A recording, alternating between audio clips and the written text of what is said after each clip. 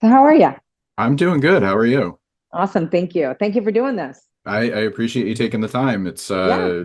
counting down the anniversary of your WWE Debut. debut. It's Crazy, right? Friday, August 23rd will mark 25 years. I know you've been doing a countdown on social media on your Instagram page, Yeah. highlighting some of those moments. Tell me about what you've been up to. I know you were working for PFL doing ring Mhm. announcing. What have you been doing? I kind of already know the answer because I've been doing my own research and following you, but why don't you tell everybody listening what you've been up to? Sure. And you can't trust everything that's on the internet, right? No. Well, Um, at least this is from your social media, so oh, got it. direct So from the you, source. yeah, I love that. That's good reporting. Yeah, so I went through a hard hit actually losing my parents at the by 2021, and then well, I lost dad in 2016, lost mom in 2021, lost my marriage at the end of 2021. So it was like a lot of sadness in my life, a lot of grief that I needed to process. And so I ended up taking some time off so that I could really dive into healing. And I even had to put Chase and Glory on hold during that time. It was just became a lot. And then I luckily found my way back to God, which really helped me. And so I joined the worship team. So I started singing on the worship team, which was great. And it filled me. And I got rebaptized at last year in 2023. And then that led me to going to my parents' house in South Carolina, leaving California. I went there and handled their house for 8 months. My sister would come every now and then from Nashville. And so I got that emptied out, put it up on the market, and then that led me to Georgia, which is where I'm at now. Mhm. And so I've been here working with a speakers academy, and I'm doing more speaking, which is great because I got a taste of it at WWE when we'd go to schools and we'd go to charity events or prisons, and I got to speak to a lot of those people and just pour the knowledge and inspiration that I knew that is just so in me. I love inspiring people, and so now I am working on doing that full time between that and singing. And Mhm. so I have also recorded new music, Oh, so that will cool. come out soon. Yeah, I'm excited.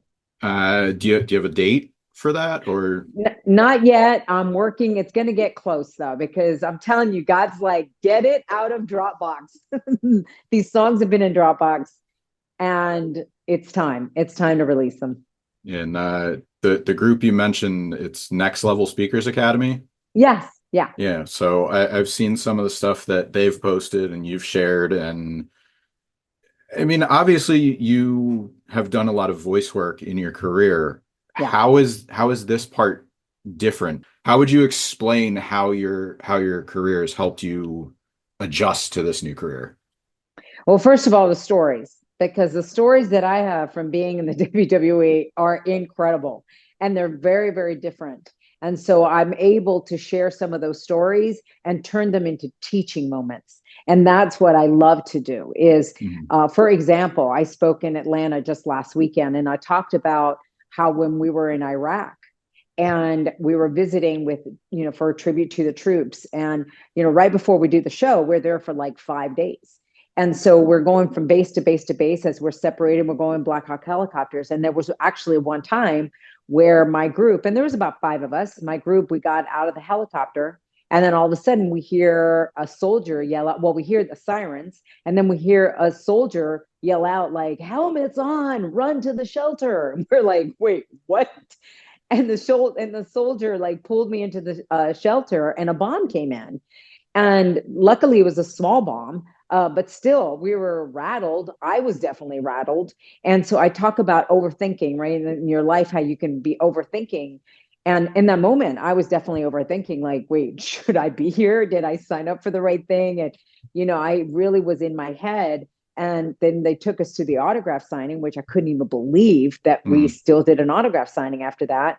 But I, and here's the thing: is right at the beginning of the autograph signing, one of the soldiers, he hands me a piece of the bomb, like it was a gift. And I'm looking at this and I'm like, whoa. And then I got perspective, and it ended up being a gift because I remembered, how the soldiers handled that situation. They didn't overthink. They Mhm. just stepped into action. They stepped into the mission. And that's what I love teaching people from these stories about how stop overthinking, right? Step into the mission. Bombs go off in our lives all the time. They're not the physical bomb, but in our finances and our health and our family woes and our marriages. And how do we handle it? Do we overthink these things, or do we step into the mission of what is it that we can do next? And so things like that is what I love. The WWE gave me the platform to have that confidence, to grow into it. And that's what I love to teach people is arena level confidence. Mhm. One post that you shared a few weeks ago really resonated with me because uh, it was talking about being scared to make a move. And, Yeah. you know, it could be where you live. You mentioned you just moved to Atlanta, Mm-hmm. and it could be a career choice. I was looking at it a little more broadly, but I was just like, yeah, that like I've been in those situations. Like you can stay where you are for so long because you're afraid to do it, and then once you actually do it, you either jump in and embrace it, or you see, you know, maybe, hey, I was waiting too long to do this. Like, why didn't I do it sooner or something? Yeah. It's all about perspective, and I appreciate you sharing stuff like that. Yeah. Well, think about like if I would have just really hesitated and not taken the job with WWE, my life would look so much different. We would not be talking right now, right? Mhm. So I took a chance. I didn't know what I was getting into. I had no idea it was even for ring announcer until 3:30 that afternoon, my very first day on the job. Right. So if I would have said no, and I would have said, like, no, guys, I can't, like, I'm not ready for this. And especially when 20 minutes before we're going live, they're telling me no cue cards. I'm sitting there ringside, like, and I look, trust me, I mean, I looked at that exit sign and I almost ran. I mean, I did have that moment where I was like, I can't do this. Mhm. And then I remembered like my past experiences of being thrown into the swim team without knowing how to swim. And I figured it out, right? We have a lot of past experiences that we don't realize can always help us for the moment. And so that's what I ended up doing, was taking from all of that and applying it to the moment. And I got through that evening, and then I went home and controlled what I could control. And that was memorizing everybody's names and, towns and all that. And I still messed up. I mean, I was learning the job on the job, Mhm. but I kept showing up. And that's the main thing, is keep showing up and keep taking chances. You got one life.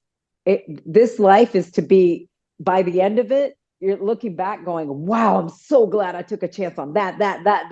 You're Mhm. going to get beat up anyway. You might as well do it taking a chance. You've been sharing a lot of clips as we get closer to your countdown for the 25th anniversary. I saw this one come up a few weeks ago. It was when former, emphasis on the former champion Triple H chased you around the arena. Yeah. Can you just walk me a little bit through, like, did you have any notice he was going to do that? Was that a rib on you? Like, This has been the big one. It has been, everybody's wondered so much about this one in particular that I was going to tell, like, and I even think I said it on the clip that I was like, should I tell you guys? And I was like, yeah. I mean, look, I'm going to tell you this much, but I'm not going to give it away because it has really been a funny one. The thing was, is somebody had said that the reason that I did that was because I needed to have the night off for some family event. That is the most ridiculous thing. I don't know where anybody got that. Mhm. No, I actually was backstage for the rest of the show, so it was definitely not for that. But it was always fun to get to have these kind of moments where people would be like, wait, was that planned? Was Mhm. that written or was that not written?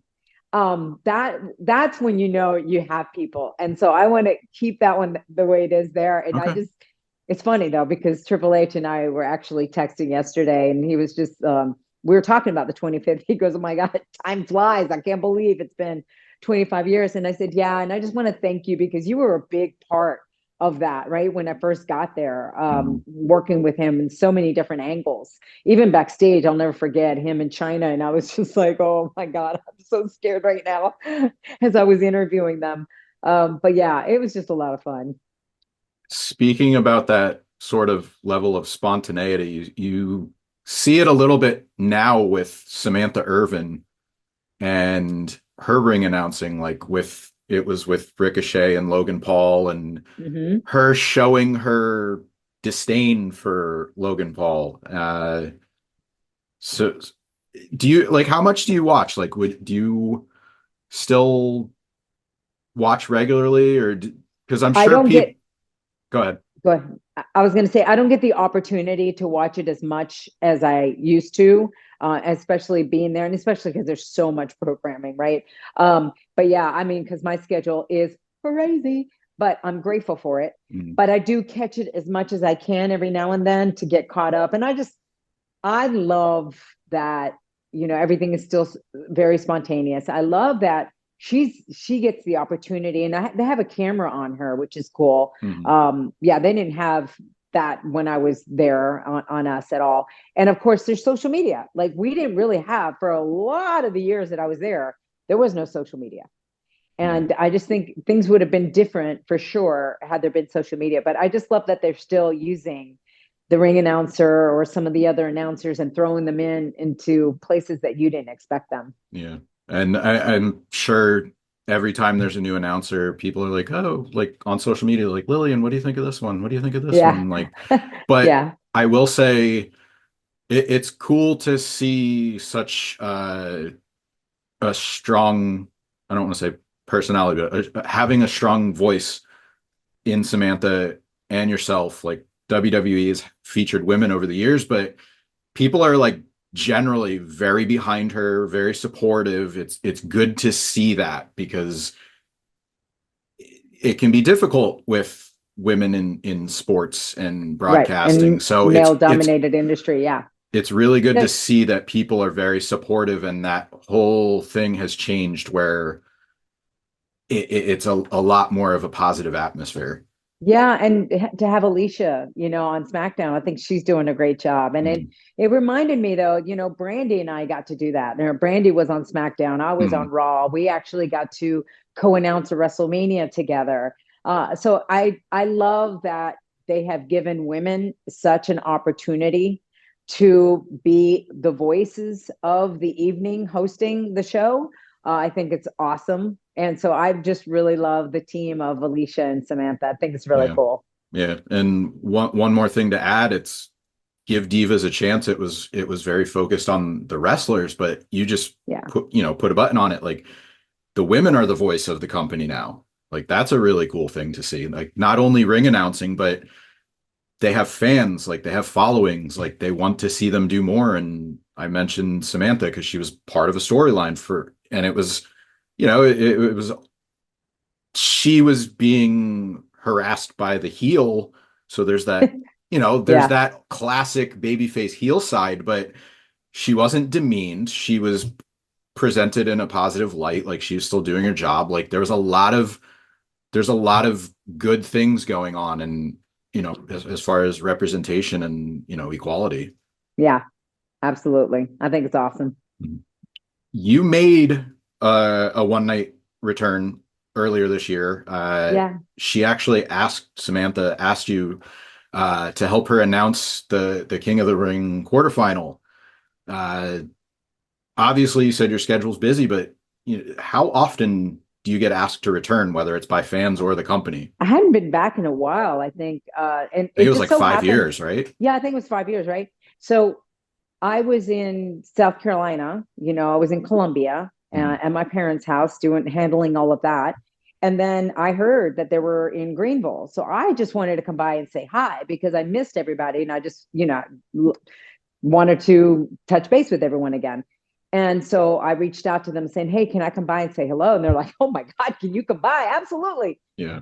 So I went and everyone was amazing that whole day. And then it was Triple H who actually was like, I would love for you and Samantha to actually co-announce a match. Are you cool with that? I'm Mhm. like, yeah, absolutely. And then I don't know what came over me when I was in the ring and then I put her over in the ring. That wasn't planned, but I love just speaking from the heart. And I genuinely thought she was doing a great job. So I wanted to say it in front of everyone. And then people were like, "Oh my gosh, it was like passing of the torch." I was like, "Wow, I never even looked at it that way." But I guess when I look back, I'm like, "Oh yeah, it did. That way, it seemed like that."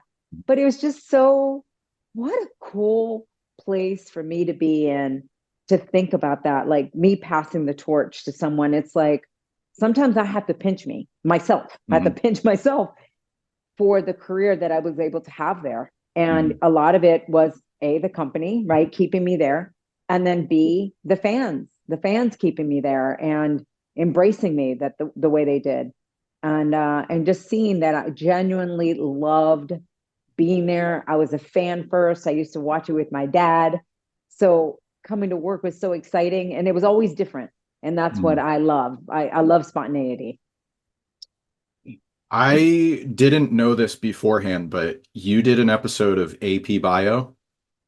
Oh yes, I Yeah. did. So I did. I You're the first person that has asked me of all the interviews I've been doing. You're the first person to bring that up. So congratulations on that thank one. you. I am a fan of Glenn Howerton and Patton Oswalt. I remember the show, but I didn't remember you being on. It was like a season 3 episode. It might have been. Yeah, I I think don't it know. was their yeah, I think it was their season 3, but I don't remember which episode. Yeah. But you did a guest appearance on that. Any fun memories of working with them or Oh, it just was being on the show? so awesome. The fact when I got asked to do that, I'm like, absolutely, that would be so great. And the filming the whole day, just hanging out with all of them, they were so gracious and just so fun. Do you know that that was right before the lockdown in Mhm. 2020? And the reason that I remember that specifically is because I was invited to come to the cast party Mhm. afterwards when they wrapped up, but they ended up having to cancel it because the whole world went into lockdown. So I didn't get to go back to the cast party. But yeah, they were awesome, and I was just really glad that I was able to do a little cameo. You just remind me, I'm going to have to post that on my Instagram as a little flashback moment. Pandemic's probably a reason why I don't remember it. There's a lot going on, so Yes, but for sure. I think it's still on Peacock on the archive, so if anybody wants to check it out. Oh, cool. Anything else you want to plug or promote? I know we talked about you have music in the works, you're doing speaking, you're Yeah. staying busy. Anything else you want to? Yeah, I just want to say thank you, obviously, to the fans. And then if there's anybody out there that wants to book me or you know of people that book for schools or corporations or anything like that, have them reach out to my team at booking at liliangarcia.com. So it's booking at liliangarcia.com. Lillian is with one L in the middle. Because I am now taking bookings for that. And I would just love to be able to have the opportunity to come to your job or come to your school and try to inspire you guys as much as I can. It's a passion of mine. So I want to put that out there and continue to follow me at Lilian Garcia on Instagram. 1L. 1L How many times do you usually have to correct somebody like that? all the time. Okay. Because That's why I feel like having a song. I am Lillian with 1L. I'm laughing about it because I have a T in my last name and Bruce doesn't. So it's Ah, constant, like, oh, are you related to Bruce? Like, no, sorry. no.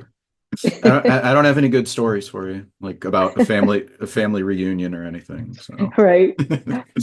all right. Thank you again for the time. Thank you so much. I really appreciate you.